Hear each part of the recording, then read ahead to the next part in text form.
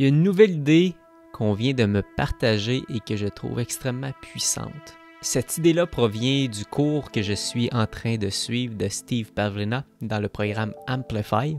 L'idée est la suivante. Est-ce que ça vous est déjà arrivé d'être en résistance face à un problème ou un projet à chaque fois que vous essayez de mettre des efforts à l'intérieur de ce projet-là pour le faire avancer?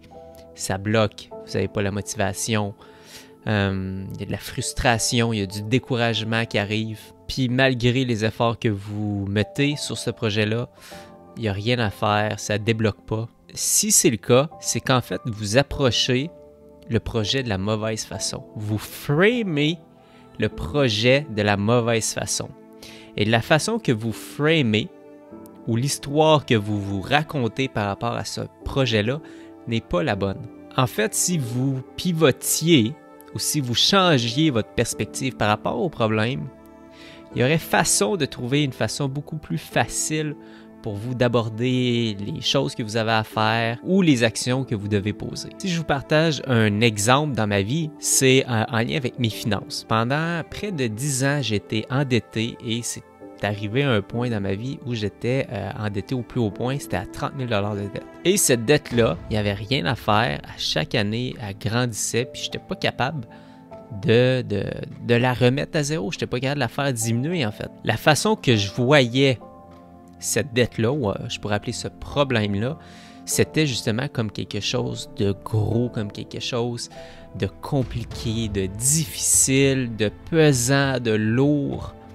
Peu importe comment je regardais cette situation-là, ça me faisait souffrir. Il est arrivé un moment où je pouvais plus emprunter et que je devais vraiment poser action. Et j'ai annoncé un défi, une espèce de concours que je me lançais à moi-même, de payer ma dette à l'intérieur d'un an. Donc cette dette-là, au lieu d'être quelque chose de lourd, d'impossible à surmonter, qui va prendre des années, j'ai décidé de la voir comme un jeu, littéralement comme un jeu vidéo, comme un défi que je me lançais à moi-même.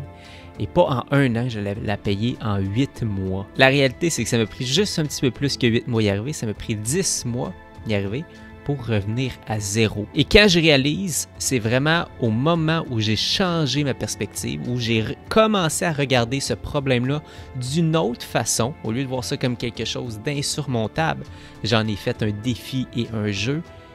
Et à ce moment, les actions sont devenues fluides et faciles. Même que ma relation à payer ma dette, au lieu de voir ça comme quelque chose de difficile, je tirais un plaisir, comme dans un jeu vidéo où j'avance d'un tableau à l'autre.